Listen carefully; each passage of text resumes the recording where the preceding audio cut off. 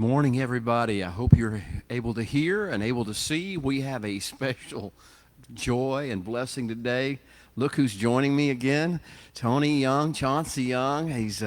He has God has raised him up and put him in a different location for a season. Maybe we don't know how long, but we have missed his face. We've missed his wisdom. We've missed his encouragement. I've been thankful so much that you've been able to come back this weekend for at least one weekend and spend some time with us, with also your family. And he is everything he's doing today is sharing time that he could be spending alone with his family. So I hope you will look. He doesn't need your words of encouragement from the standpoint of he relies upon those as his affirmation.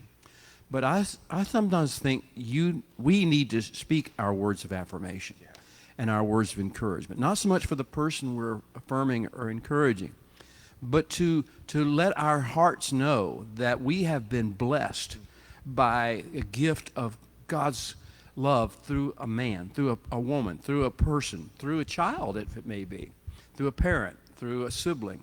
And so I just encourage you. That's part of our message today anyway on Parsha KiTavo. Have a heart that is overwhelmed by two things: humility and gratitude.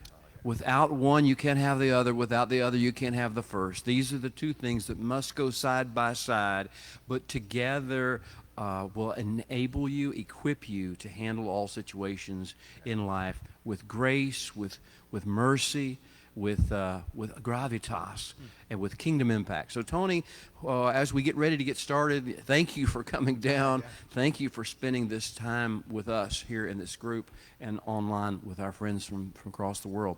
What would you have to say to them just to get started about this whole issue? Well, first of all, Shabbat Shalom, everybody. It is exciting to be back. Oh, I look forward to it. Just on the drive back, I was just thinking about this moment and just kind of preparing in meditation for this moment. What a beautiful time to be home. The 50th Parsha, right? So I get to experience that Jubilee type environment with us this particular Sabbath. But also I'm excited because of where we're headed, right? I know where we've come from. It seems like a long journey, but it seems quick also. It seems like I was just talking to you earlier. It seems like we just flew by all these different things that have happened.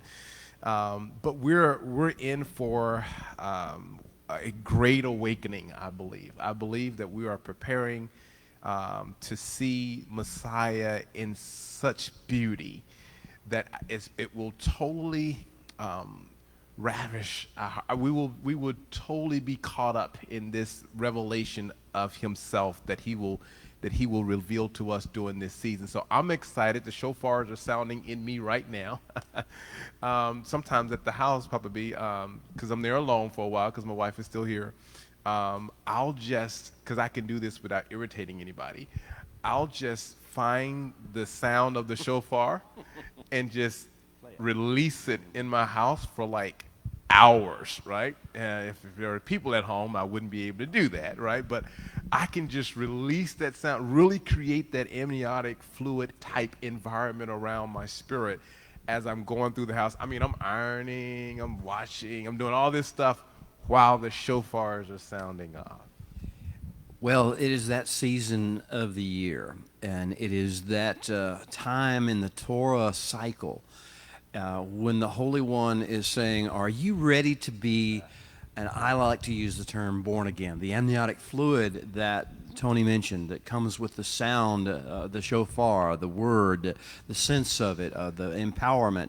It is time, the bell has gone off, the water broke. The water's broken, the contractions have started. It is time for each of us to be born again. And I know that has a religious connotation, a Christian connotation, or whatever. That's not really, the connotation is not really what I'm talking about here. I'm talking about being reborn in the kingdom model, being reborn every year at this time to a higher level of kingdom impact in the world. And so that's this rebirth that we're talking about. We are, as Tony mentioned, this is our 50th Parsha. And some will say, well, it's just the way it falls. And maybe it is. But here's the situation. Whenever we see this number 50, something begins to quicken within our hearts and our minds. We realize that we have touched something of Jubilee, now of Yovel in Hebrew. And this idea of release.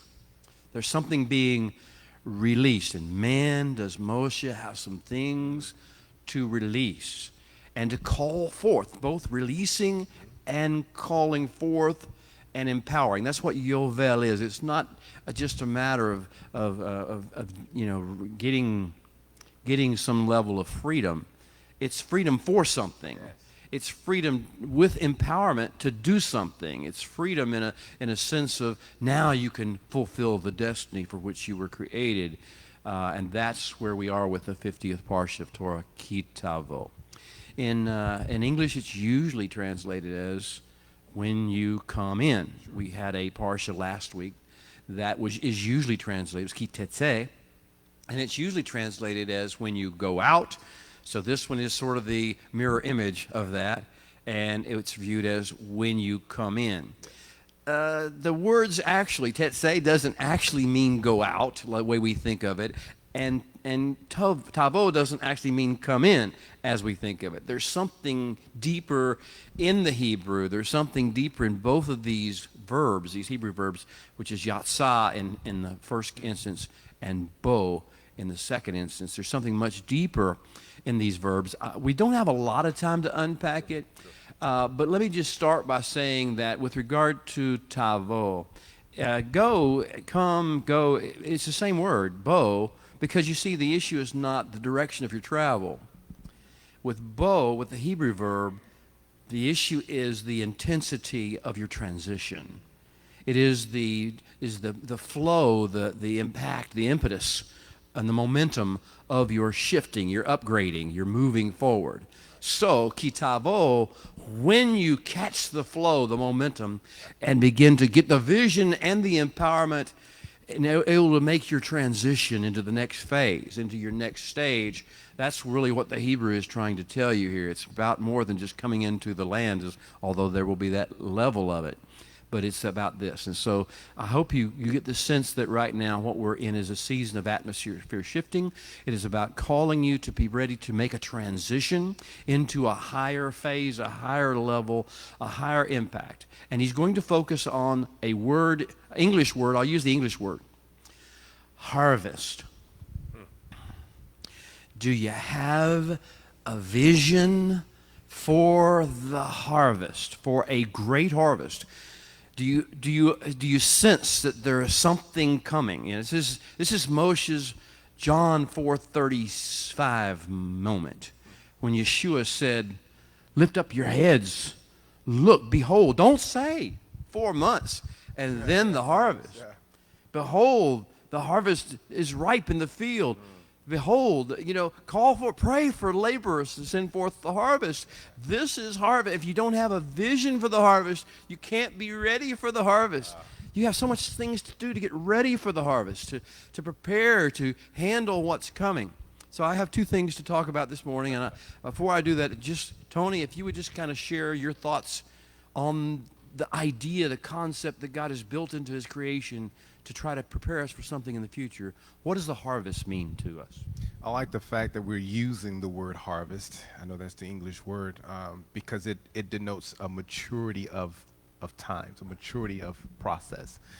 And we've had to go through a maturity of processing. All of the things that we've come through have been a part of the making and the maturation process tied to developing the harvest. The harvest just doesn't appear. It came from a time of growing and processing. I actually, you and I have talked about this, I actually live in the field, in the soybean fields now. I've never lived in any place like that before. So whenever we talk allegorically in this time of year of the king coming to the field, Tony has a special meaning of that. It means something special to him. Oh gosh, I feel like the Lord, I was like, when I first moved there, I was like, Lord, why? why did you move me here? There's nothing here but fields. everywhere from the north, south, east, and west, all I can see are fields. And the Lord began to encourage me to watch the fields. And so I have my desk, my office is set where I can look out of my window into the soybean fields and see the process. And and the Lord began to share with me the what it takes to develop, to mature this field until it's ready for harvest. And and he began to talk to me about the sun, the rain, the wind, how all of these elements prepare that harvest or prepare that field to at some point become the harvest.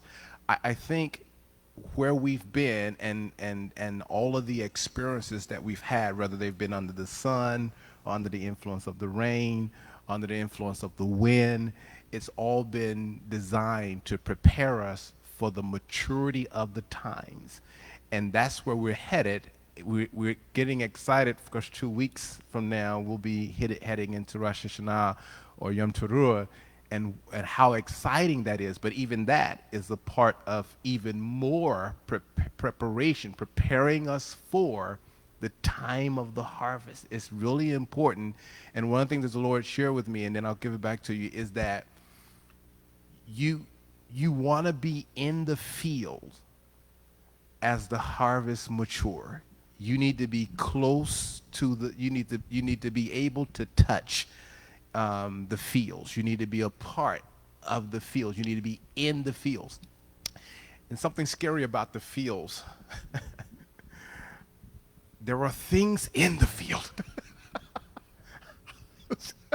When from one perspective, from one way of looking at the fields, it's just beautiful, right? Beautiful green fields. But there are things that live in the field that makes the field somewhat dangerous sometimes. But the field is there, and we're supposed to be a part of the field, regardless of how dangerous and how difficult it may be to be in those fields as they prepare for harvesting. The interesting fascination about the field, and we were introduced to the field in Torah through the story of Cain and Abel. That is the essence of the field, and the field was a place where Hevel developed and grew.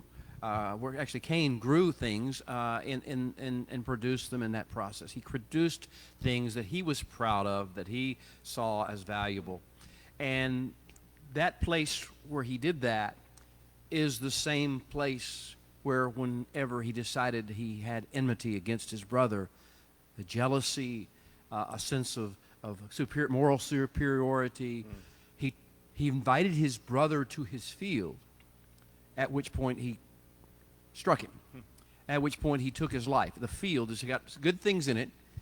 The field also has dangers in it.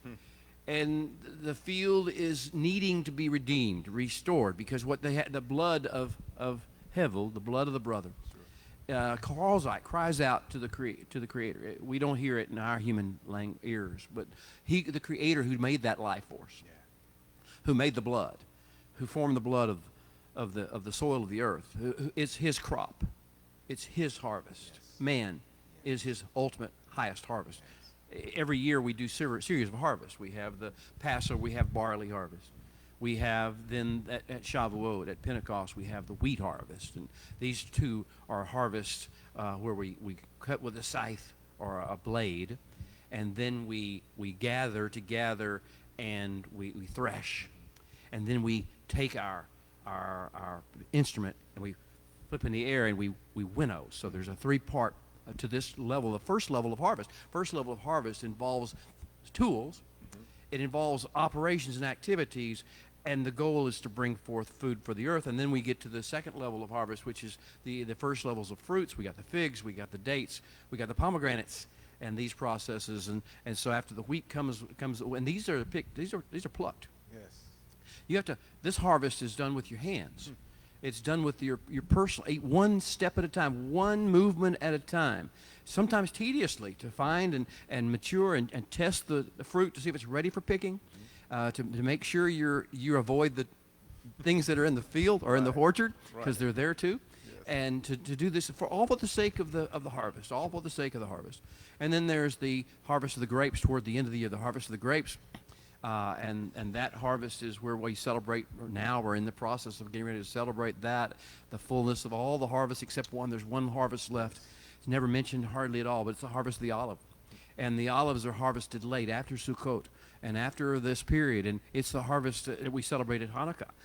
The oil, the aspect of the oil, the grain, your new wine, and your oil. Did you just hear it? The grain, the new wine, and the oil, the three different levels of harvest. Now, each level of harvesting that we do has a very critical, actual necessity for humanity. We have to eat. We have to have the things that are produced in these harvests. But they're also symbolic and allegorical of the ultimate harvest, which is of mankind. Adam was the first fruits of man. He took the soil. The Holy One took the soil, the Admah. And this is his highest level of produce. As the olive tree and the oil is the highest level of harvest in the land, so it is with kingdom. Humankind becomes the highest level of harvest to the Holy One, the one in which he values highest of all the different harvests. I hope we're not getting too metaphysical for you right now.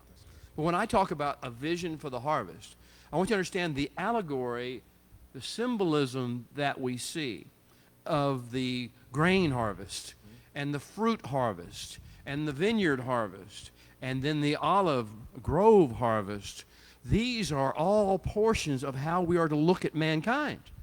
How the different things that we apply at different seasons of people's lives, at different seasons of humanity's existence, we apply different tools and different operations. But our goal is to see the ultimate oil come forth, the oil of the Messiah come forth. And Adam, the first fruits, will become the final harvest when Messiah comes in his fullness upon the earth. Whenever he reigns and those he has attached to him, identified with him, unified with him, made one with him, are dispersed throughout the earth in their authority, in their positions of blessing to the world, then we will see the ultimate harvest. Do you have a vision for the harvest? And that's basically what Moshe is going to try to impart to us. It's interesting where he ended off last week. Before we get to an understanding of how the harvest works and how a vision for the harvest and the harvest time and the fullness season looks like, we need to understand where he left off last week. And that was in Deuteronomy chapter 25, beginning with verse 27. The last thing he talked about, of all things he could talk about, was Amalek. If we don't understand what he had to say about Amalek, we will not understand the vision for the harvest. And we will not understand our role in the harvest and our calling in the harvest. So he says in chapter 25, verse 17, remember what Amalek did to you on the way as you were coming out of Egypt. It wasn't pretty, folks. There was stuff in the field. There were critters in the field. We come out and we had never dealt with anything besides Egypt before. We had no idea. This is what we're supposed to remember just as we first start. We're going to wait till you get to the end of this statement, though. He says, remember when that happened? And, remember when somebody hurt you really bad? Remember when humankind was ugly to you? Remember when a ethnicity? Remember when a race? Remember when a class? Remember when a nationality? Remember when a person or a group rejected you? Remember when they hated you? Remember when they were mean to you? Remember when they did bad things to you? Do you remember it? Good. Now we can start from something else. Let's go somewhere else. He said, remember what they did, how he met you on the way and attacked your rear ranks, all the stragglers at your rear, when you were tired and weary, and he did not fear God. Oh, how bad. Remember how bad he was? Remember how bad it felt? Now, verse 19. Therefore, it is to be when the Holy One your God has given you rest from your enemies. Can you have a vision for that? When the Holy One your God has given you rest from your enemies. All around in the land in which the Holy One your God is giving you to possess as an inheritance, that you are to blot out the remembrance of Amalek from under heaven. If you're carrying your remembrance of Amalek, you will never have the harvest. If you are still upset, if you're still offended, if you are still angry at what somebody did to you, someone hurt you, how rude, how crude, how badly they treated you, how bad they behaved, how evil they were in your eyes, you will not be able to get a vision for the harvest. So, yes, you remember it? Now, good. Blot it out of your memory. Blot it out of your memory. Did you hear? Blot it out of your memory. Kingdom people, blot it out of our memory. Only the natural man, the Cains of us, those who hold this enmity against our brother for an injustice that we sense was done or was done. Only those are those who hold on to this negative energy. Blot it out of your memory. And I want to just pray that before we get into the vision of the harvest, we have to get rid of this anger, this animosity, this offense, this sense of we're morally superior to them because they did such bad things, that we have virtue they don't have, that they deserve punishment, that they deserve to be hated and humiliated and treated like the dogs they treated us, as we feel like. And this is a critical factor before we can have a vision for the King's harvest coming forth. We have to get rid of all the negative emotions and feelings we have about other human beings, because we'll begin to extrapolate what Amalek did to everybody we see. We will be suspicious. We will be angry. We will project all these things onto them.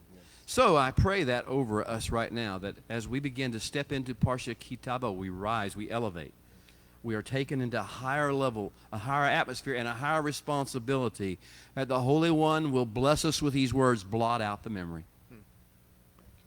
Blot out the memory of Amalek out of your memory banks. He says, and then he says a very funny thing. He says, blot out the remembrance of Amalek. Don't forget. Don't forget to forget. Don't forget to blot out the memory. Don't hold on. Don't hold on to a little piece of it. Don't hold on to even the little taste of it. Don't hold on to the little bit of darkness in you that wants to be offended and wants to be able to spout occasionally how bad those other folk are. Yes. Blot it out. Don't forget to blot it out. Don't forget to forget. I love it. What a beautiful thing. Now, if we can forget, and we cannot forget to forget, because we have to sometimes remember to forget again. Did it make sense to you? Yeah. We forgot, but then we remembered again. So now we have to remember to forget that what we forgot, that we remembered, yeah. I think the reason for that, Papa B, is because we carry triggers. So God knows those things. He knows that we carry with us triggers that will cause us to remember. And when those triggers are pulled, when those triggers are touched, and some of us have hair triggers, it's easy to cause something to happen to bring all these things back to our remembrance. But anytime I see God emphasizing something, right, it's because he's taking in consideration the frame of man. He's taking in consideration the humankind. And he's saying, I know what type of person you are. I know what you've come through, and I know what your tendencies are. So I'm going to be emphatic here. I'm going to say this again, right? And so what we do is we hear when those triggers happen, because they will. To me, this is this is what it means to go out to war, or to catch the flow with its momentum and intensity. This is why war is so important, because this is where we address the things that we will need to have addressed before we enter into, right? So we're going to catch the momentum of entering into, but before that, we're going to war, and war is purposeful. War prepares us for worship sometimes, right? How many times have we been trying to get in a mode of honoring and worshiping God, and we had to go to war first, right? We had to war with our thoughts, war with our inner person, the feelings, the stuff that's going on the inside of us, before we can really tap into that place where the worship is pure. One of the things that I might get a comment from someone on is the fact that this is Moshe talking. What I read to you was Moshe talking. He's coming to the end of his life. He wants to impart, before he leaves this world, he wants to impart this level of wisdom that he has received from his experiences over these 40 years. He has walked 120 years total, but 40 years he has walked face to face, hand in hand, with the creator of the universe. And he says at this stage, his words, blot out the remembrance. And do it intentionally, with intentionality, blot out the remembrance of the bad things that Amalek did. Now, that is in consideration of something. At the end of the season, in the harvest season, that is when you blot out the memory of what was happened to you. There is a season of war, and the Holy One will actually speak to us at different stages a couple of times and tell us to remember and to make war. We are at, because he is at war with Amalek forever. Doesn't mean that Amalek gets away with it. It doesn't mean that somehow or other Amalek is just forgiven in the grand scheme and it's like it never happened before. It is that we have to choose what we will focus on. And at the time of the war, we do the things of the war. But whenever it's time for the harvest, we got to put that stuff away. Yes. You know, we will beat our swords and our spears into pruning hooks because it's harvest time. Yes. I ain't got no time for making war. I will study war no more because it's harvest time. Amen. And that's what Moshe is trying to tell us. This is a little different than what the Holy One told us earlier at an earlier season about a different time. To you continue to be at war with Amalek because they are not going to be trusted. They can't be trusted. But wait a minute, whenever I get ready to call you to harvest season, oh, you better get that out of your head. Put it out of your head intentionally because the harvest is ready and needs your attention. Now, so that being said, let's go to chapter 26. This is the beginning of Parsha KiTavo. Now, our practice here, and I know those who watch have seen this over a course of weeks, maybe if you've seen it before, and thank you for tuning in, by the way, and letting us be here for you. But we stand before we read the first aliyah, the first section of the Torah portion. And if you would, just stand with me. I encourage and invite you to stand, or at least take a certain position of honor. We're not standing for me. We're not standing for Tony. We're standing for the beauty and the majesty of the King. Covenant. Whenever you make a covenant and you enter into a covenant, you affirm a covenant, you stand. So here we are. Our Father, O Holy One, open our eyes that we may see wondrous things in your Torah. For we are but strangers in the earth. So do not hide your instructions, your commandments from us. Our soul longs for your judgments all the day. Amen. Amen. In the English, and it shall be, or it would come to pass, when you come into the land, when you, KiTavo, which the Holy One your God is giving you, as an inheritance or as a stewardship, and you possess it, and you dwell in it, you are to take some of the first of all the produce of the ground, which you are to bring from your land that the Holy One your God is giving you, and put it in a teneh, in a basket, and go to the place where the Holy One, your God, chooses to make his name abide. And you are to go to the one who is the Kohen in those days, the priest in those days. And you are to say to him, I declare today to the Holy One, your God, that I have come to the land that the Holy One swore to our fathers to give us. And then the priest is to take the basket out of your hand and is to set it down before the altar of the Holy One, your God. And you are to respond and say before the Holy One, your God, my father was a wandering Aramaean, about to starve. And he went down to Egypt, and he dwelt there, few in number. And while there, he became a nation, great and mighty and populous. But the Egyptians mistreated us, afflicted us, and laid hard bondage on us. So we cried out to the Holy One, God of our fathers. And the Holy One heard our voice, our cry, and he looked on our affliction and our labor and our oppression, and the Holy One brought us out of Egypt with a mighty hand and with an outstretched arm, with great terror and with signs and with wonders. And he brought us into this place, and he gave us this land, a land flowing with milk and honey.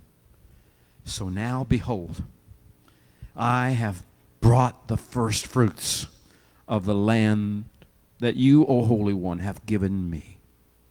And then you are to set it before the Holy One, your God, and bow, some English Bibles say worship, before the Holy One, your God. And you are to rejoice in every good thing that the Holy One, your God, has given to you in your house, you and the Levite and the foreigner who is among you. Amen. You may be seated. This is the first aliyah. This is the first section of the Parsha KiTavo. And it is as if the Holy One has had Moshe's heart caught up and his eyes opened, and he says, look forward, there's a great harvest season coming. You're not even in the land yet, actually, as Moshe says these words. The people were not even in the land yet. They were still on the plain of Moab. They were still a long way just across the Jordan River Valley, but it isn't so easy whenever the other enemy possesses the land. The foreigners possess the land. And so he says this, giving you a vision, giving you this vision for the harvest. And it's interesting because he actually puts words in our mouths. You know, I love that because that's what the Holy One does. He told Jeremiah, what did he say? I will put my words in your mouth. What kind of words do you want to have in your mouth? Whose words do you want to have in your mouth? Whose thoughts do you want to have in your head? Whose moods and whose attitudes do you want to express with your body language and with your approach? And whose words do you want to have in your mouth? And this is Moshe is trying to put words in our mouths.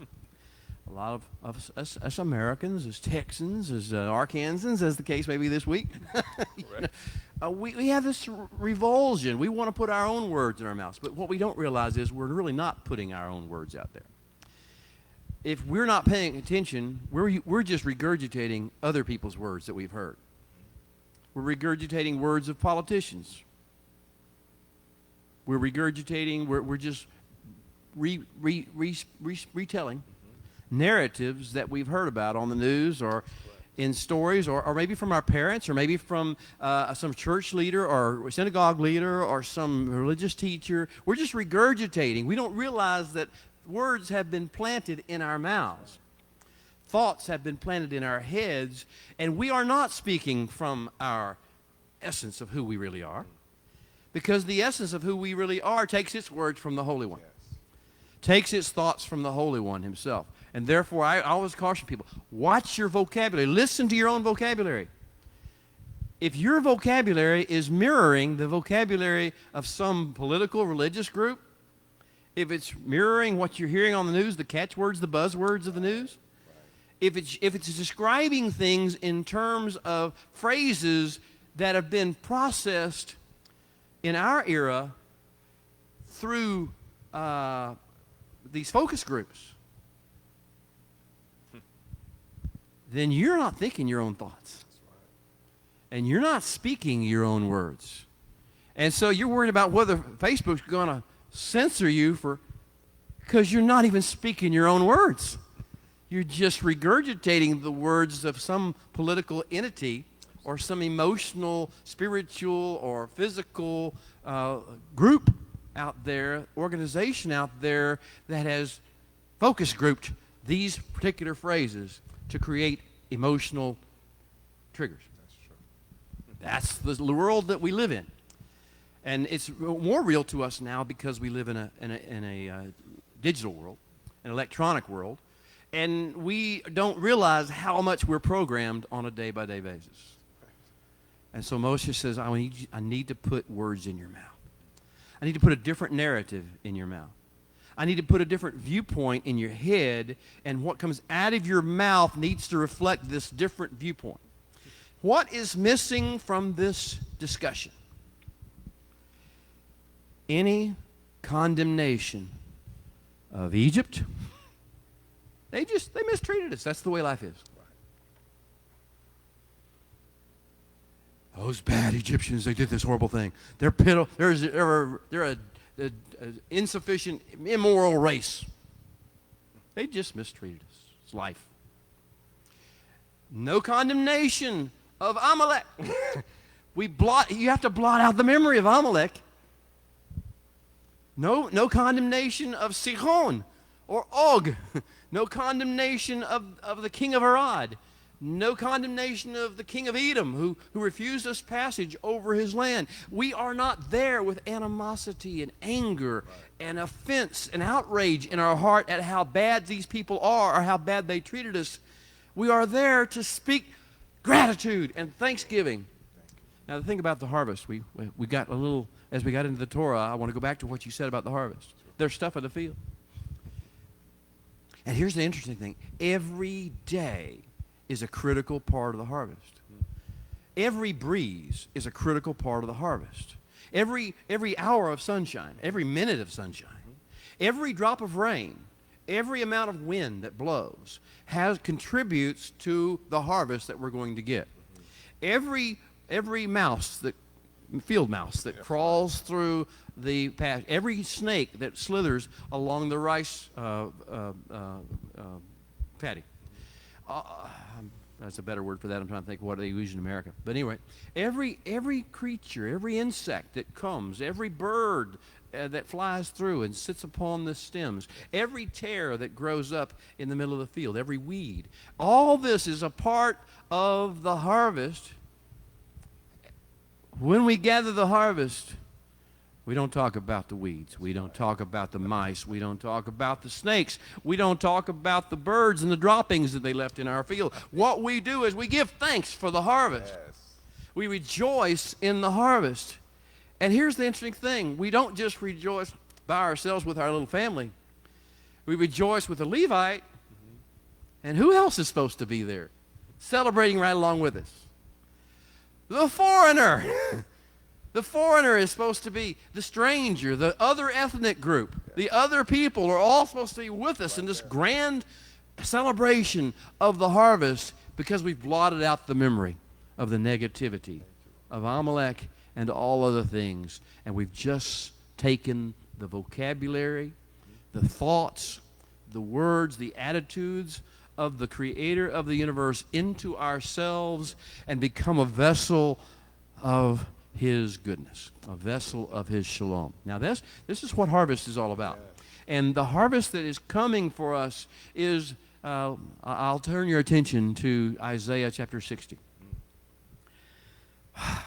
This is the Haftarah for the week. As you know, that every week as we read a certain section of the scroll of Torah, there is an anciently associated piece of the prophets writing from the prophets that goes along with that Torah section. And this week, that anciently associated section is Isaiah chapter 60. Isaiah chapter 60. Now, I want to just go there. I can't get to this stage. This is the 6th week of 7 weeks of. This is the next to the last one of these parshas. 61, 62, 63 will be next week. But let's just read a little bit, Tony, about this haftarah, so you can get a picture. This is the vision for the harvest. This is the vision for getting us ready. Arise and shine. You know it, right? Kumi ori in Hebrew. Kumi ori, your light. Arise and shine, for your light has come, and the glory of the Holy One has arisen upon you. It's like harvest in a field. Your field has become, when you watch the grain begin to grow and swell, and you begin to see color, it turns golden. Right. This is the glory of the Holy One has arisen upon you. You've matured. You've passed through the trials and the challenges of life. You've forgotten. You've blotted out the memory of Amalek. Right. You rise and shine, for your light is come, and the glory of the Holy One is rising upon you, is risen upon you. For behold, darkness will cover the earth, and deep darkness the peoples. But the Holy One will arise over you, and his glory will be seen on you. And the Gentiles, the nations, the foreigners will come to your light. And kings will come to the brightness of your rising. Lift up your eyes all around and see. They are all gathering together. They're all being gathered together to come to you. Your sons will come from afar, and your daughters will be nursed at your side. You thought they were all just caught up and lost in the world. He says, no, no. And then you will see and become radiant. Radiant. I love the word radiant. That's an English word to describe something that's amazing in the Hebrew, but even in English, radiant. You will become radiant, and your heart will swell with joy. Because the abundance of the sea will come be turned to you. The wealth of the nations, the Gentiles, will come to you. And a multitude of camels will cover the land. This means, it doesn't mean it's going to be yours. It means they're going to come bring it to you. They're going to come before you. You will be the center of trade. The multitude of camels will cover your land. Dromedaries from Midian, and Ephah. We could have some bad memories about Midian and Ephah. Okay. And those from Sheba will come, and they will bring gold and incense. Oh, that sounds familiar. And they will proclaim the praises of the Holy One. The nations will. The Gentiles will. Your sons and daughters will. Hallelujah. And the flocks of Kedar will be gathered together to you, and the rams of Nebaioth will minister to you. And they will ascend with acceptance upon my altar, the Holy One says, and I will glorify the house of my glory. Who are these who fly like a cloud and like doves to their roosts? Surely the coastlands will wait for me, and the ships of Tarshish will come first to bring your sons from afar. Tarshish? We heard that before. Their silver and their gold with them, to the Shem, the name of the Holy One your God, and to the Holy One of Israel, because he has glorified you. And the sons of foreigners will build up your walls, and their kings will minister to you. For in my wrath I struck you, but in my favor I have had mercy on you. And therefore your gates will be continually opened, and you will not be shut. You will not shut them day or night, that men may bring to you the wealth of the Gentiles. And their kings will come in procession. For the nation and kingdom which will not serve you will perish, and those nations will be utterly destroyed. The glory of Lebanon shall come to you, the cypress, the pine, and the box tree together, to beautify the place of my sanctuary. If you picture this 4 species of Sukkot coming toward this process, the cypress, the pine, the box tree together, to beautify the place of my sanctuary. And I will make the place of my feet glorious. Also the sons of those who afflicted you will come bowing to you. That's why we forget, don't we? And all those who despised you will fall prostrate at the soles of your feet. And they will call you the city of the Holy One, Zion, of the Holy One of Israel. And whereas now you have been forsaken and hated, so that no one wanted to deal with you, see you, deal with you, have you, I will make you an eternal excellence. I will make you an eternal excellence, a joy to many generations. Mm-hmm. You will drink the milk of the Gentiles and milk the breast of kings. You will know that I, the Holy One, am your Yeshua and your God, your Redeemer, the Mighty One of Yaakov. And instead of bronze, I'll bring you gold. Instead of iron, I'll bring you silver. Instead of wood, bronze. And instead of stones, iron. And I'll make your officers shalom, and your magistrates righteousness.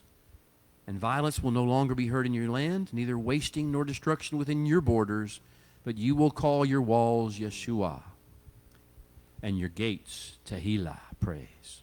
And the sun will no longer be your light by day, nor for brightness will the moon give light to you, but the Lord will be to you an everlasting light, and God your glory. It doesn't mean the sun and the moon are going to go away. It just means that our light will not come from that source. It will come from God instead. And your sun will no longer go away. Your moon will be not withdraw itself. For the Holy One will be your everlasting light. And the days of mourning will be ended for you. And your people will all be tzaddikim, righteous ones. And they will inherit the land forever, the branch of my planting. The work of, it sound like harvest to you? Yeah. The branch of my planting, the work of my hands, that I may be glorified. A little one will become 1,000. That's what harvest is, whenever the seed becomes multiplied. Mm-hmm. And a small one, a strong nation. I, the Holy One, will hasten it in its time. Yeah. Do you have a vision for the harvest? Mm-hmm. This is the challenge that we stand before. Do we have a vision for this? This is the end game of God. The end game requires us to learn when to forget the things that have hurt us, the things that have offended us, the things that have outraged us. Yeah. But it also requires us to be focused upon every facet of what He's doing and what He's trying to bring forward, so we can release the maximum blessing into the world at such a time as this. Tony, thoughts about the first fruits? This is the basket of first fruits. This is the time of realizing we're not to the fullness of the harvest. We're only dealing with the first fruits of the harvest. Can we get a vision for at least having the first fruits of what this harvest will look like? Right. This is a time of rejoicing. He's showing us how, I'm going to use this word loosely, but He's showing us how to be happy, right? What to be happy about. Sometimes our world throws so many things at us. We encounter so many things in life that we find ourselves battling over whether or not we should be happy, right? And I'm finding a lot of believers, if we want to call them that are really sad at this time, because we're out of season. Whenever you get out of season, then you start to flow with the world. You start becoming like the world, emotionally, spiritually. You become apathetic. You begin to lose hope, lose desire for the things of God. And so this harvest of the first fruit, I'm going to say something here just because you have it here, but you were talking about this is the week Moshe puts Devarim, and you put in especially substantive atmosphere shifting words that carry the weight of the king's courts in our mouths, thus making us witnesses to all nations. That's who we are, witnesses to all nations.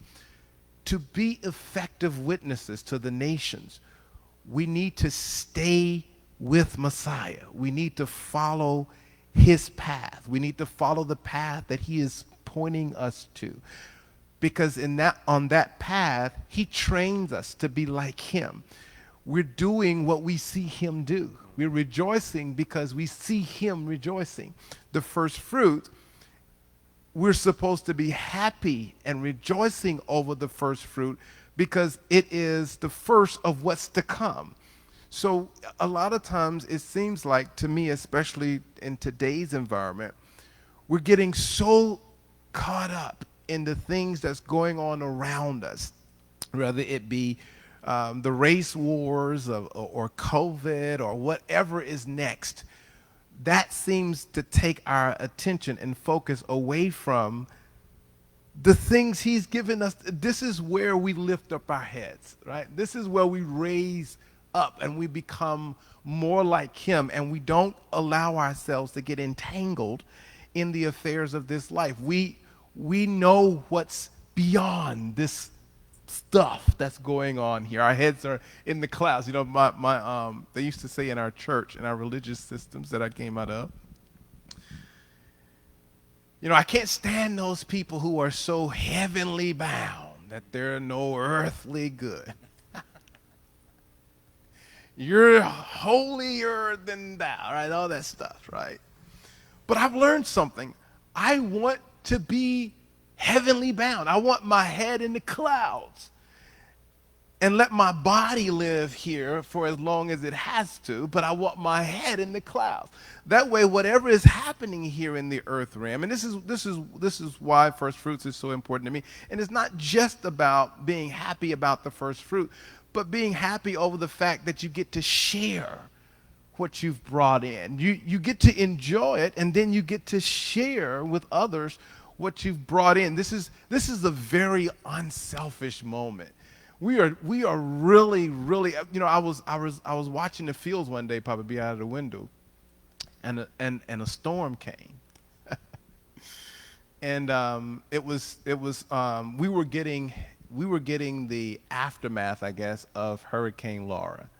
And so the wind and the rains were coming, and it blew upon this, you know, this field.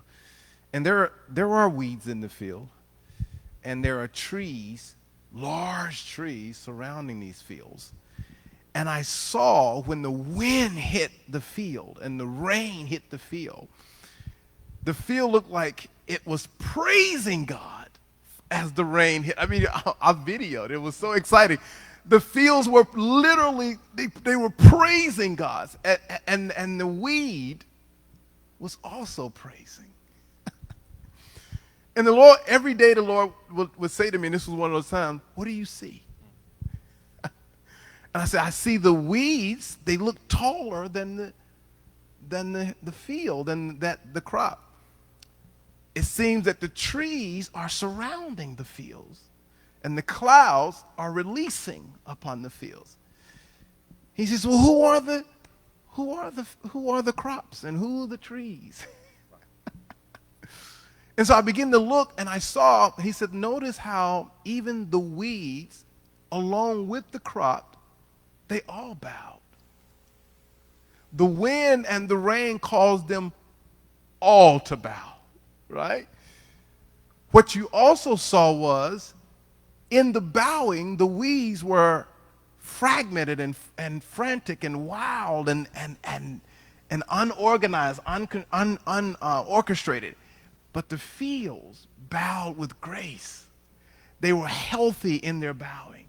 They received the rain, they received the wind, and in their bowing and praise, they were healthy, and they looked like they were strengthened by the rain. And the next day, probably, the sun hit, and it was almost like the fields stood up and just became taller. They did. And so what I see is, you know, and I know you asked me about the first fruits. I'm so excited about everything else. I'm sorry, guys. I've been going on. I'm sorry. Let's go back. What do I see about the first fruit? It's a time of rejoicing. It's a time to be thankful and to give praise to God for that first fruit of the harvest.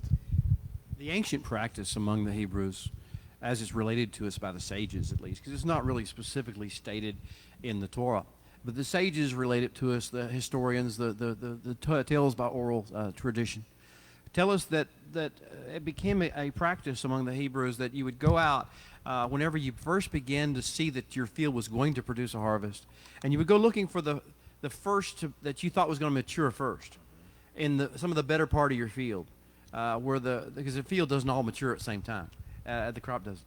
And they would go out and they would take a papyrus, a strand of papyrus, and they would wrap it. Some people use a red, they dye it red so they could see it. And they would tie it around the stalk if it was grain, or around the limb or the branch if it was a fruit of the tree. And they would tie it there, and they would mark it off as their first fruit. As it was growing, before it was fully matured. And they would pray for that. They would walk by it. They would check the status of that first fruit. And that first fruit was part of their understanding of the harvest to come. Because if the first fruit is holy, if the first fruit is whole, if the first fruit is dedicated to the Holy One, if the first fruit is strong, then the rest of the harvest will be as well. And so they would begin to identify with this first fruit. It's almost like the lamb that at Passover season, on the 10th of Nisan, or the 10th of Aviv. When we go out and took a lamb, we were instructed to take one lamb, into our home. Yes. And it was to be the first fruits of all the other lamb, and the great lamb that was to come in this process. This is that idea. And the first fruit is that way. So it's a sense of expectation, a sense of humility. I didn't do anything to earn this. Yes. Yeah, I tilled the soil. Yeah, I pruned the tree. Yeah, I did that. But all that would have meant nothing. But for the gift of life that you have given to me. And then you identify and you associate with this first fruit even before it's picked. And then it's the first one you pick. What a joy. The first one you harvest, it is a sense of thrill and expectation and thankfulness and gratitude comes over you as you take this first fruit, realizing what a gift it is to you. No matter what happened, no matter what struggles you went through, no matter what winds blew, what hurricane came, no matter what animals that tried to attack, or birds or creatures tried to do what they did or did what they did, you still have your first fruit, and you know the harvest is right behind it on its heels. And a grand harvest is coming after that. And so there's a sense of that. I want to talk about the aspects of the field, because there is another time that Moshe wants to put something in our mouths. He doesn't just put these words. You realize you just had words put in your mouth. I read them. Behold, I have come. I've come to the land which the Holy One, our God, your God, actually he's talking to the priest, your God has given accordance with his promises he made to our fathers, all that process, and we've come. My father was a wandering Araman. He put those words in our mouth. That's to be our testimony. We are witnesses. We are witnesses. That's what our witness is. He's trying to tell you what your testimony is. It's not how bad Amalek was. It's not how strong you were to overcome and beat up on those bad guys. It is the goodness of God. It is the power of God working in your life to bring you through all kinds of trials and all kinds of troubles, and to bring your people through all kinds of trials and troubles, and to bring you to the point where you've got a first fruits, and you've got a harvest. And yes, you're going to arise and shine, because your light is indeed coming. And the glory of the Holy One is indeed going to, no matter what anyone else thought, no matter what anyone else did, the Holy One is making it come to pass over you. This is the good news. But there are certain parts of the field. The next one he's going to talk about is the tithe. At the end of every 3-year tithe cycle, and I don't have time to go into the details of that, but if you go back to Deuteronomy 14, where Moshe described this, the tithe cycle, tithe is way misrepresented from what the tithe in the Torah is in modern world. So just got to go back to the Torah. You got to go back to see what it says and tell you there's 3 years, and the third year, the tithe is to be kept in your gates. The tithe of your 7 species that you grew in Israel. That's what the tithe was for: the wheat, the barley, the pomegranate, the olive, the fig, the date. These are the things that you were to bring, and it was the increase of that, not the seed portion. It was the increase of that you are to bring. Because, long story. That's what the tithe was. But the third year, instead of taking it up to Jerusalem, taking it to the priest, instead you kept it in your own gates. and you distribute it. You didn't touch it yourself. You didn't use it for yourself. You didn't resort to it as a savings plan whenever things went weird or you needed. You didn't do that. You didn't take any authority over it. But instead, what you did was you distributed it among the poor and the widow and the, not in general, real people that you knew, to a real person who was in need, to a real widow who was in need, to a real foreigner who was not a part of your nation, who had no assets of his own. And you distributed it to him, to the Levite that had no land or crop of his own. You distributed in that, and to the fatherless, the one who didn't have a father to provide for him. This was in your gates. At the end of that third-year cycle, when you completed that process, Moshe's going to put words in your mouth. Whoa, what powerful words he puts in our mouths. Shall we read that one as well? I won't ask you to stand. I think you're already in the state of honoring the word. So let's just kind of go back to Deuteronomy chapter 26 and get the second of these things, these scripts, these testimonies, these part of being a witness that Moshe has put into our mouths. Are you ready for this? Now, this will sound shocking to you. I will warn you. Deuteronomy chapter 26, beginning with verse 12. When you have finished laying aside, you don't have to stand, but I need to. O Holy One, open your eyes that we may see wondrous things in your Torah. When you have finished laying aside all the tithe of your increase in the third year, the year of tithing, and you have given it to the Levite and the stranger, the fatherless and the widow, so that they can eat within your gates and be filled. Then you are to say before the Holy One your God these words: I have removed the holy tithe from my house, the holiness from my house, and I have given it to the Levite and the stranger and the fatherless and the widow, according to all your commandments that you commanded me. I have not transgressed your commandments, nor have I forgotten them. I haven't let anyone slip, in other words. I have not eaten of it, this tithe portion, when I was in mourning, nor have I removed any of it for any unclean use. Actually, in Hebrew, literally, it means I have not touched it when in an unclean state. Nor have I given any of it for the dead. I have shemad the voice of the Lord my God, and I have done according to all that you have commanded me. And now look down from your holy habitation, from heaven, and bless your people Israel, and the land which you have given us, just as you swore to our fathers, a land flowing with milk and honey. These are the words that he puts in our mouths at the conclusion for us to visualize speaking, to get stored up into our emotions and our thoughts, to begin to flow in rhythm with these weighty kingdom words, these devarim. As Moshe speaks devarim, he's trying to train us to speak devarim too. So he puts the words in our mouth that have this energy to them, that have this empowerment to them, that have the scent and the fragrance and the energy of heaven bursting out of them. And you just heard some of those words, at least the English translations of those words, as it were. Now this is, and part of us would say, I think he said, I think I said, because he put it in my mouth, I have followed all your instructions. I have not let any one of them slip.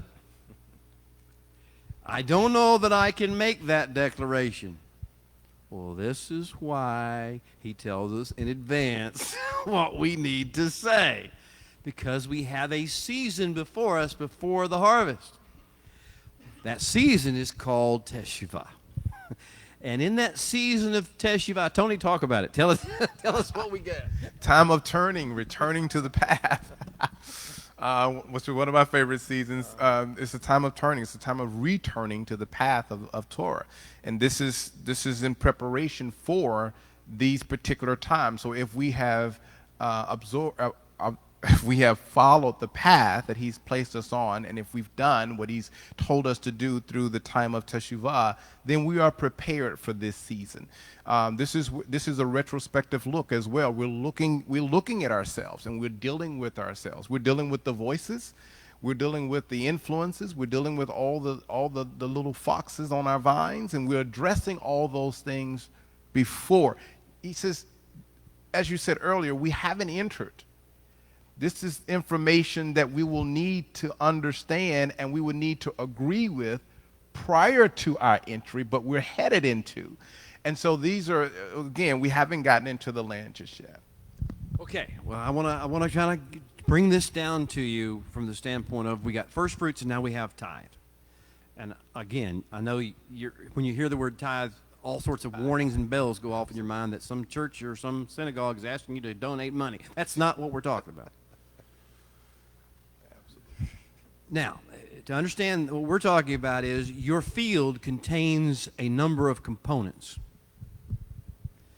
And I'm just going to talk about the components of the harvest. There are other components it contains that we've talked about that are not part of the harvest, that are part of the necessary getting ready for the harvest. But the field contains some things. The first thing it contains, if you measure your field, you look from a distance from your field of your life, you see the first thing you're supposed to see is the corners of the field. The corners of your field are to be left for the widow and the foreigner, right?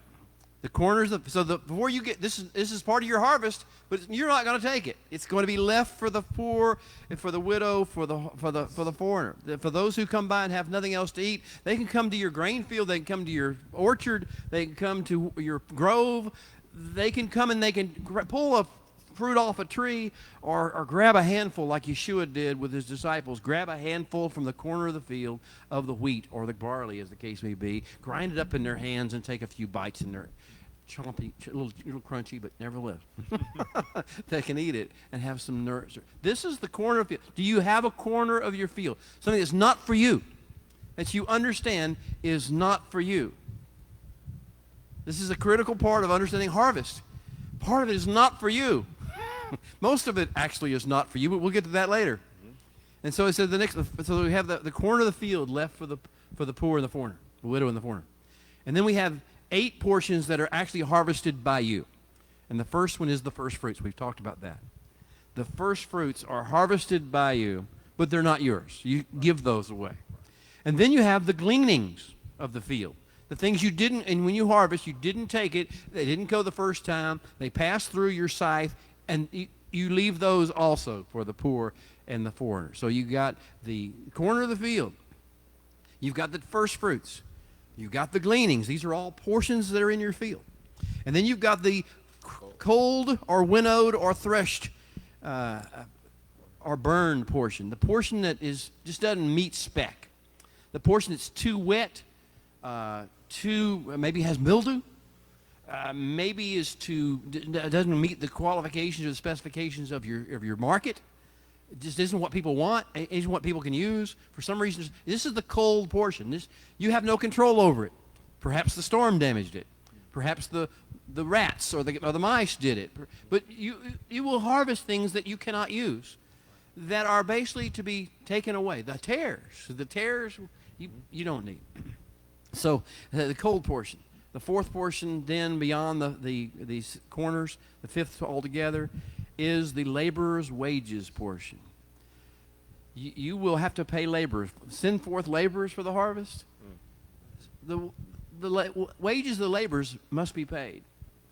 Those who have provided you the opportunity to have this harvest and participated with you in the harvest need to receive their share. Even if it's just the grain of the ox gets and eats when he's threshing the grain. It's those who participate in the harvest should be paid their due, should be paid more than their due, what they need out of this process. And then there is the seed portion for next year. You know, you started with seed or you wouldn't have a harvest. That's correct. So you got to leave that, you got to have that seed for next year. So a portion of your field is designed for seed. As I heard somebody once say, don't eat your seed. And don't Don't sow your food, which is the seed portion. And then there is the tithe of the increase. You don't tithe of your coals. You don't tithe of the stuff that was left for the poor at the corners or the gleanings. You don't tithe from the laborer's wages portion. You tithe. You bring your tenth. You separate a tenth out of the best you got in that process, and that's the tithe of the increase. 1/10 of your return on investment. And then you separate out. What else is there? Daily bread. You allocate. How much will I need daily? What will be my percentage I take every day? What I need for daily bread. Father, give us this day our daily bread. What will I need to sustain me and my family? I've already taken out the tithe. I've already taken out the other things. I've taken out the first fruits. This is, of all the things that you have given to me, O King, O mighty King, what is the portion that I need to retain to sustain my family on a daily bread basis? And then there's that which may be sold or traded or distributed or stored is the final portion of your harvest.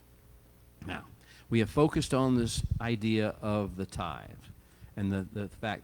I hope this means something to you. The Holy One ordained that as part of a regular course of operation, we would have a mindfulness, an intentionality, an awareness that we are not here to just satisfy ourselves. Yes. To the contrary, our testimony to the world, our witness of who we are and who He is, requires us to engage in these things, assigning first fruits and thanking God for them, being gracious for them, and then taking the poor, the widow, the orphan, and the foreigner, and the Levite, and then providing this tenth as a special blessing in accordance with His instructions. And part of that, as I say, the third year tithe was this issue of distributing it within your gates, your own personal. This is not donating to charities. This is actually dealing with real people, with real faces that are in your real life. What an amazing testimony that will give if we start doing that again. If we would start doing this again, if this would begin to be our, and it will be, because you see the glory of the Lord is rising upon us. Yes. His light is shining upon us.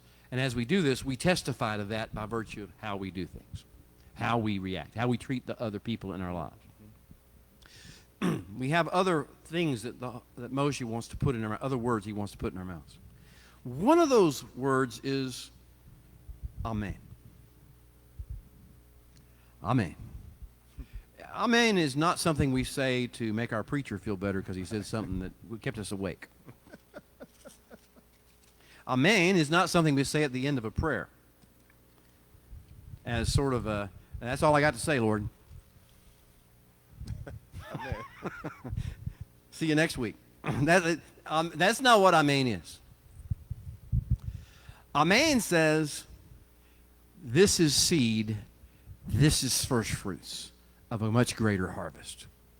Amen. When we say Amen, we are not just agreeing with a philosophical or theological statement or a prayer. What we're saying is, this is my seed that I am planting in the world.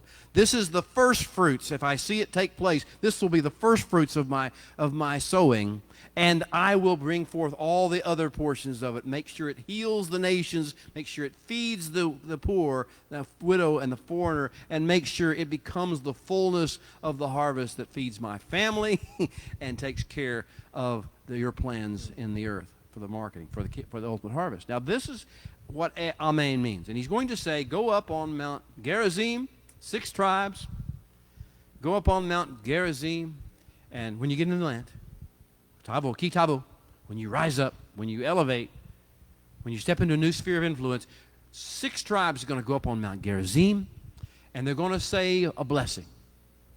Or they're going to bless the people. The people's blessing, it says in English. And it doesn't tell you what it is. Isn't that amazing? Because it's going to tell you specifically what the other side is. It doesn't even tell you what to say the blessing. It just says, go up there and bless the people's blessing. You got to figure out what your own people's, what do you got to give? You can't give a blessing you ain't got. You can't bestow a blessing in words. It must be in persona and personality. It must be a testimony of the one for whom you are the witness. You try to write out a nice blessing, but it isn't something that's within you. It doesn't come from the Holy One through you. Then it's not really a blessing after all. Right. So he says, the blessing, I'm going to leave it as a mystery to you. You have to work this out with me. What you're going to pronounce over the nations, over the creation of mine, will be what you and I work out together, and you can only release what you're given. But now I'm going to have the other mountain too. The Mount Ebal, the bald mountain, the bald knob. Bald knob. The bald knob. He lives up close to a town called Bald Knob. Now, the bald knob of Mount Ebal, which doesn't grow anything, it's a destination, but it ain't a pretty destination. It's not a fruitful destination. It's where that other road, the road of the runaway bride, goes. Mm-hmm.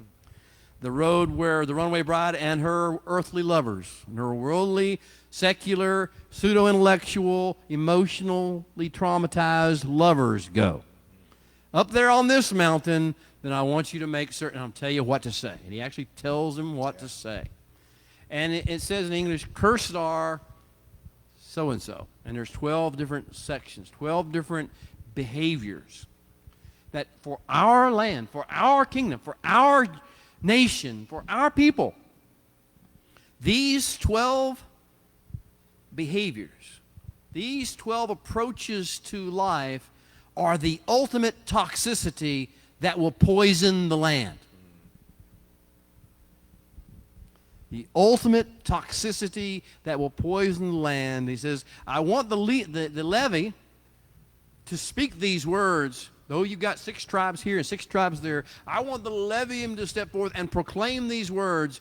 Cursed be, arar, limited and restricted, moving toward being bound up and caught up and trapped up, are those who do these 12 things. And then I want everyone on both sides of the mountain. On both sides of each mountain, all 12 tribes, whenever the Kohen says, cursed is he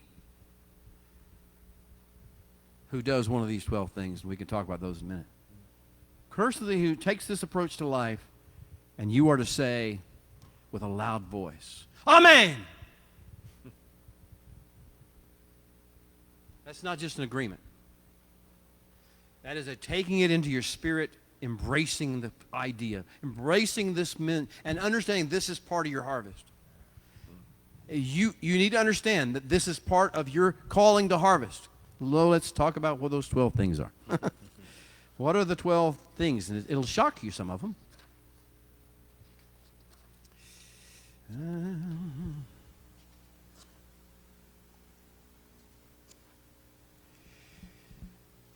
Yasef esel umasecha. Let me get my glasses. Yeah. Yasef esel umasecha to'evat. In other words, this is curse. This brings the curse upon your land. If you make or form a carved or molded image.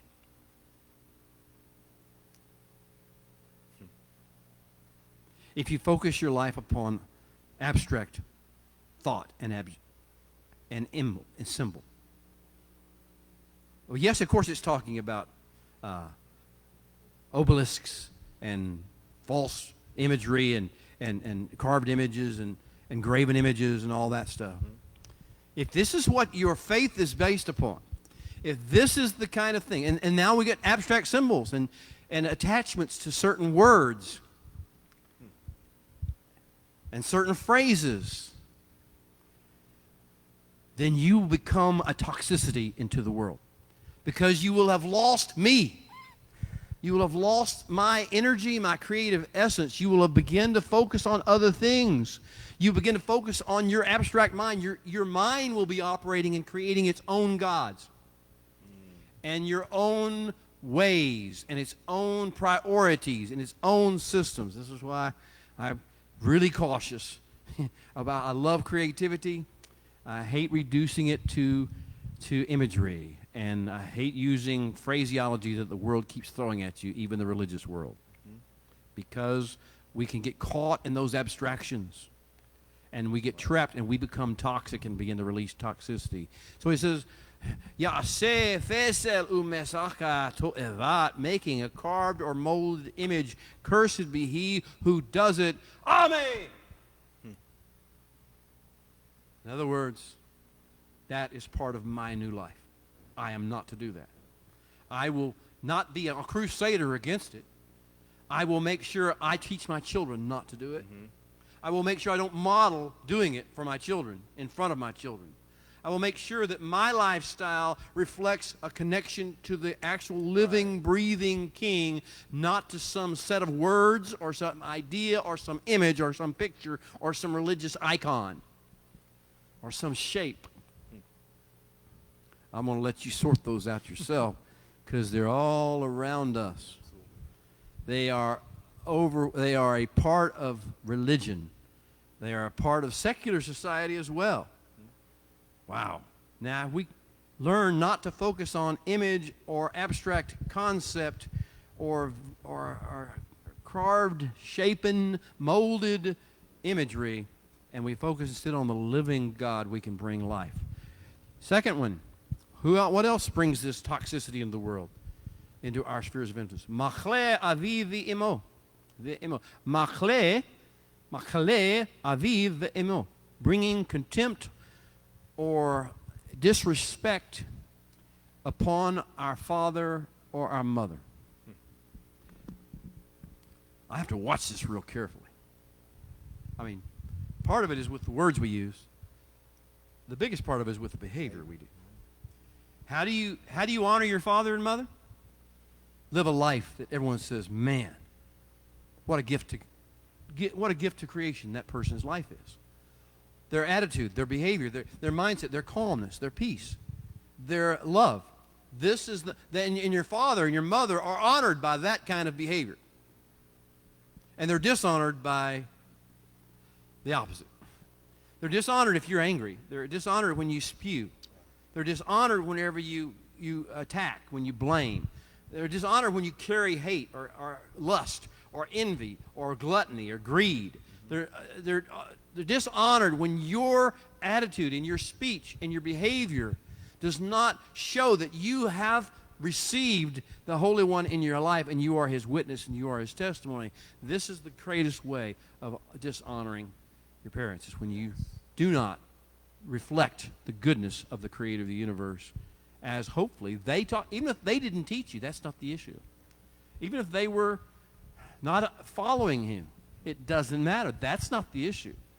You, by your behavior and by your speech and by your actions in the world, whether you're a life giver, whether you're a shalom asa or a peacemaker, or what, that is the way in which you bring glory and honor to your parents. That's the third one. The third one is, this is the second one. Third one is masig gevul re'ehu, moving a neighbor's landmark, in English we say.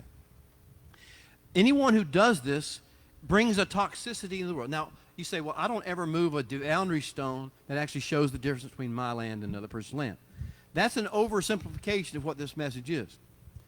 Anytime you impose yourself upon your neighbor and his sphere of influence, when you envy his income or his property or his house, or you try to assert authority or empower, you're moving his landmark.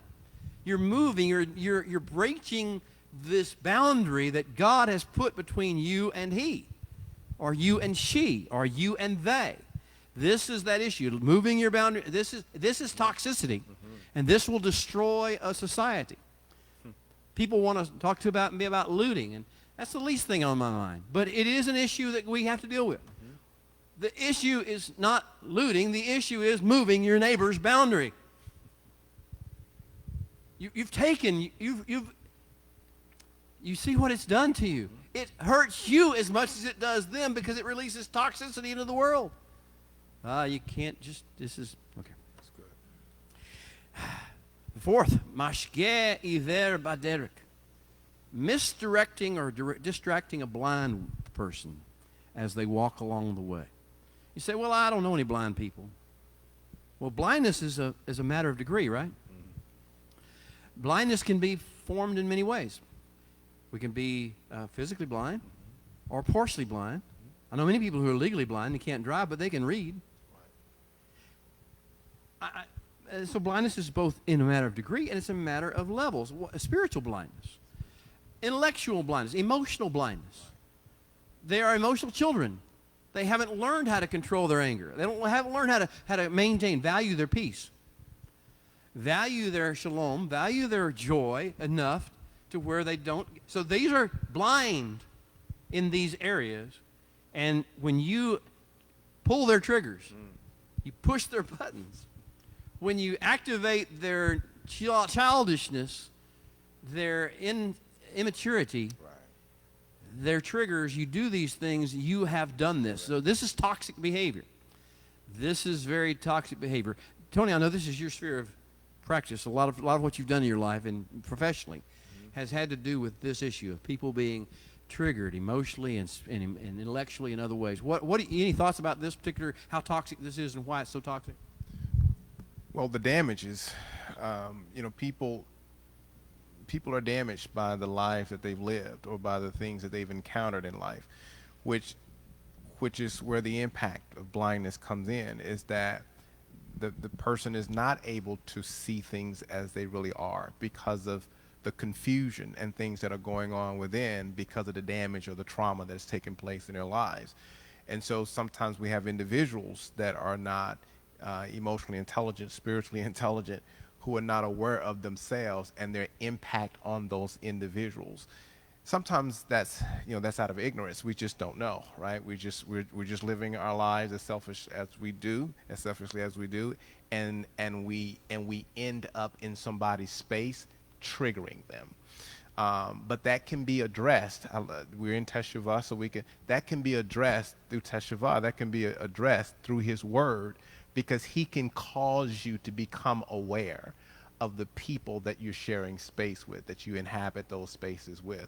But a lot of times we do that ignorantly. We don't know where people are, and so we project onto them what we want or what we think they should be. And then some of it is the way we were raised, right? The way our parents raised us, then that's the way we're going to relate to everybody around us. And unfortunately, people are not always in a place where they can respond to that in a mature fashion. So we have to be more cognizant of our interaction with people and how we share space. But the way to do that is through His Word and allowing His Spirit to bring you online with heaven, because He knows where those individuals are. This takes us back to the theme that we've just begun with, which is the harvest. Our field. This is our field. Every person that we could possibly trigger. It's like if you go into, let's use an apple orchard. You go into an apple orchard and you decide that this one apple looks pretty good, and you kind of want to scrape off some of the skin just to see, maybe get a little taste on your thumbnail or whatever, just to see what the kind of the fruit inside looks like. So you just go, and all you do is you just scrape with your thumbnail, you just scrape a bit of that skin off the outside of that apple. And you satisfy yourself. You've done your duty. You've done what you wanted to do. And you walk away. What you don't know is what happens to that apple. Yes, right. And what happens in the atmosphere and the ecosystem around that apple. Because you see, now you have released the scent of that apple. Yes. And every insect and every creature that would come is now drawn to it. And now it's like unclean spirits begin to, using the spiritual realm here, buzzards or birds or crows or whatever now begins to come and begin to attack, because you were curious and you wanted to see what would happen if you scraped the outside edges, if you pulled the trigger, if you pushed the buttons of this part of your field, which God has entrusted to you to nurture and to grow. And instead, you used it for your own pleasure. You used it for your own purposes, and you scratched the skin off, and you don't even know what you just set in motion when you did that. Or maybe you just don't care. Because you see, you don't see this apple, and you don't see this whole orchard as part of your entrusted stewardship field. Probably I want to address something that we see a lot of. It's pretty common. After we get a certain age, we start down this road of, this is just the way I am, right? And everybody needs to just accept that, because this is where I am. If you don't like it, you don't have to be my friend, you don't have to be around me, things of that nature. The danger in that. So we form habits, right, of relating to people, and then we say to ourselves, anyone that's going to be in my circle just need to know that these are my habits. But those habits can be the scraping of the apple. And I said it to say this: where I worked when I was in mental health, I remember coming in every day, and I had a habit of speaking to the gentleman on that unit a certain way, and I spoke to everybody that way. It wasn't anything personal. It was my way of getting them motivated and getting them to the destiny and the things that we had on schedule to do. And so I would come down the halls every day the same way, sort of like a drill sergeant type deal. All right, gentlemen, get on your feet, get your shoes done, blah, blah, blah. And I did the same thing every day. And I always did that, and everybody knew me for that. And they said I was really good at what I did. So I thought I was. And so I thought this was the reason I was good, is because of these things. So I went down the hall one day, and I was calling all of the gentlemen to attention and putting them on the line and getting them ready for their daily task. And one young man didn't move. He stayed in his bed. And I didn't understand that, because I was always able to develop a relationship. And so I went to gather this young man, and he would not move. As a matter of fact, he had went into, and I won't get into the psychology of it, but he was just isolated, right? He was disassociated, and he was isolated. So I went in there to just try to call his attention to, hey, it's time to blah, blah, blah. Everybody else is doing, you know what you got to do, da, da, da. And he just froze, right? And then he went to crying, and then he got upset, and then he went to hitting the walls, and then, long story short, we end up having to put him in a quiet area and restrain him from just me walking down the hallway doing what I do every day to every single person in that space. Later, I went to talk with him because I couldn't read his chart. I didn't know what was going on. I went to talk with him, and here's what I found out.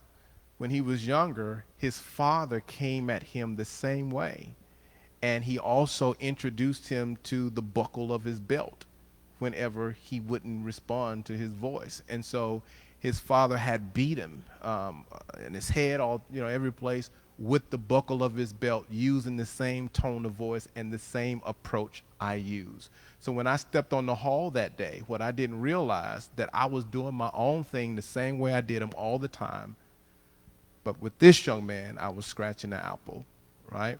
And it triggered him, and he went to a place that I couldn't bring him back from. From that day forward, the Lord began to share with me, everyone doesn't respond to the same thing. You're the one that have to change, right? You're in this space. You're responsible for these individuals. You have to change. Yeah. Yeshua is referred to as the Lord of the harvest. Give that some thought for a few moments. The Lord of the harvest has to know every piece of fruit. The Lord of the harvest has to see the bigger picture, but also the micro picture, the macro and the micro. And the Lord of the harvest, if he wants to maximize the harvest and produce the best of the harvest, he has to take into consideration what needs to be done and said in each individual scenario under his control. Absolutely. Now, Yeshua is the Lord of our harvest. He is the Lord of all harvest. He is Lord of all spheres of influence and everything that is being done in this process. But here is the other news that goes with that. Yeshua lives, and he dwells in you, and he dwells in me. Yes. And therefore, we become the embodiment of Yeshua to become the Lord of the harvest, as subservient unto him through his eyes, with his movements, with his momentum, with his motivation. This is our key to becoming co-laborers with him, stewards with him, in regard to the harvest of the spheres of influence that he gives us in our lives. Now, that means we don't get to just yell what we think is truth. We don't just get to publish memes. The spiritual life is not about memes or about GIFs. It's not about pouring out what we insist is truth.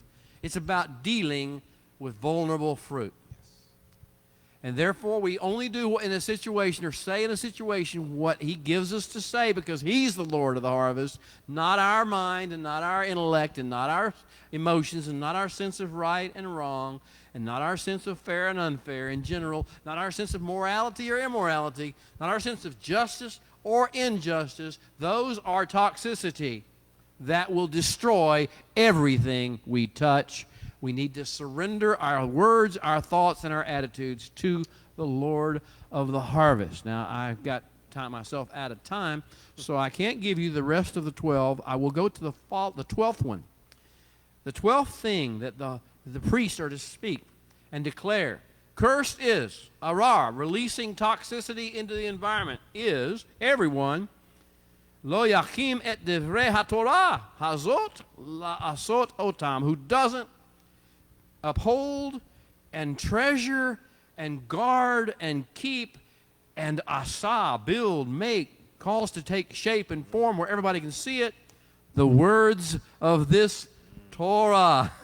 This is the Torah, and how we relate to it, how we act to it, how we respond to its instructions is the release of either blessing or toxicity. If we become anti-Torah, if we become anti, and I'm just talking about in theory, I'm talking about with regard to a particular instruction. Right.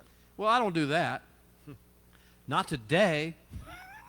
I ain't going to do that today. Then we become this toxicity generator into the world. Now, he says, do you realize what danger comes with you and your attitude toward the instructions of God? The instructions that he gives us for what life is to look like upon the planet Earth. What goodness is supposed to come forth out of my people as my witnesses, as my testimony to the world. Do you understand how much you hold the keys? Yes. You hold the keys to the world's blessing or its curse. You hold the keys to life or death. You hold the keys, and it's in your mind, and it's in your mouth, and it's in your hands. You hold the keys to whether the kingdom comes or whether just another angry, self-righteous, vindictive, morally insufficient person is spewing their opinion. You hold the keys. It's all up to you. We'll finish the parsha. We're going to chapter 29.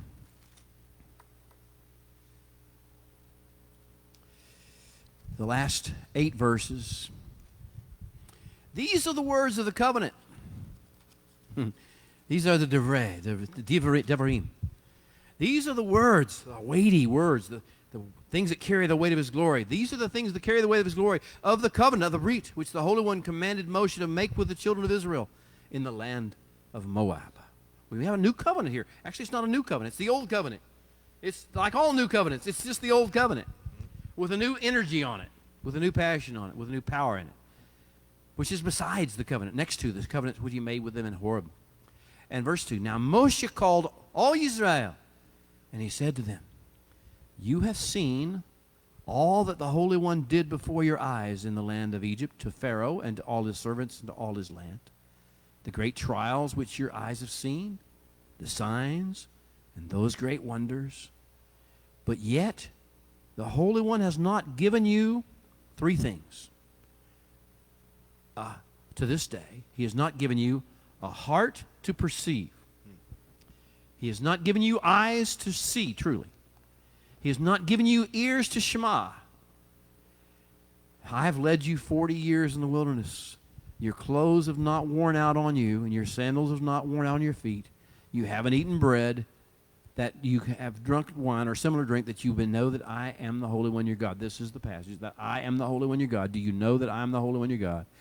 And he talks about when you came to this place, and Sihon and Og came out and did these things, and we conquered them. We took their land, we gave it to them, and therefore keep the words of this covenant.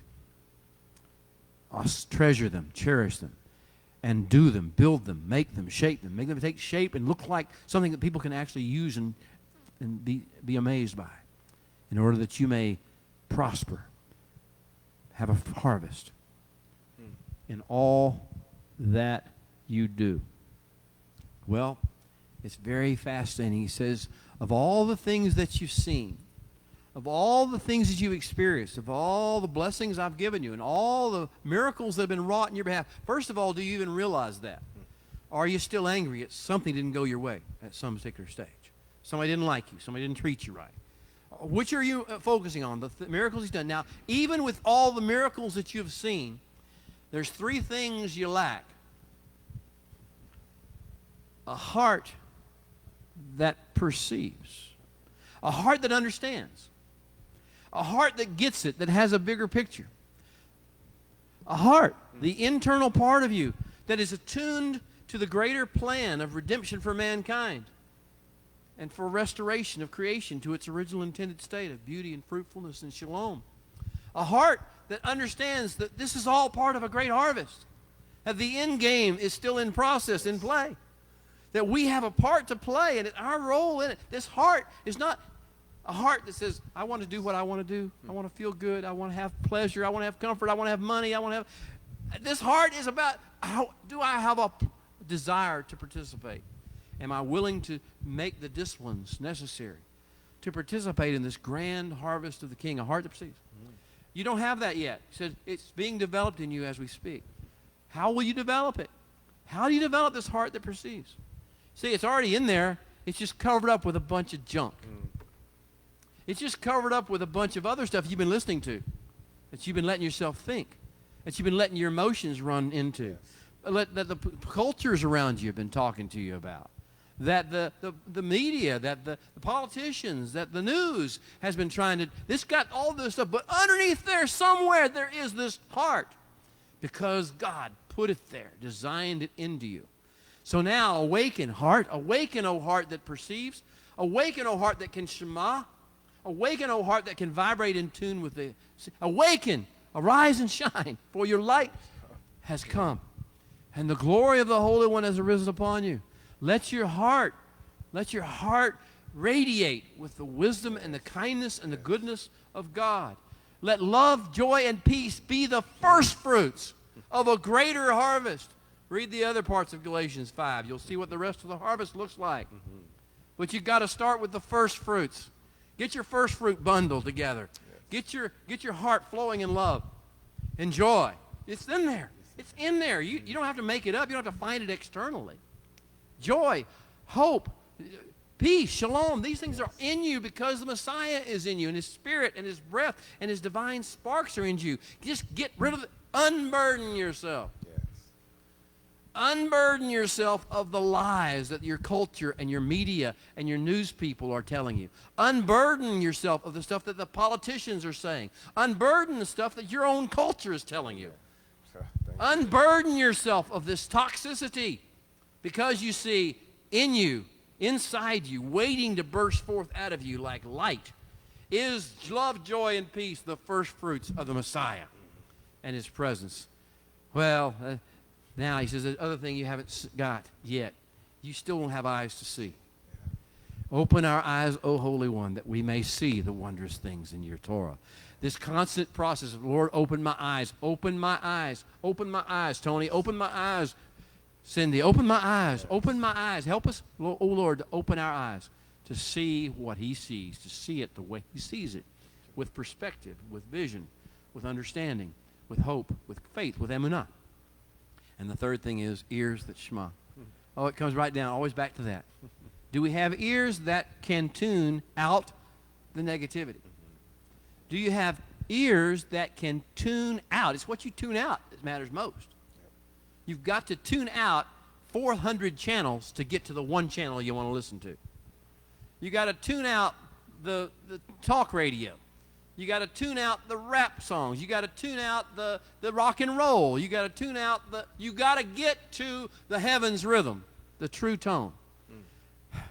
Do you have ears yet that can block out the negativity of all the other voices? You see, it all started in the garden with another voice, and it hasn't let up yet.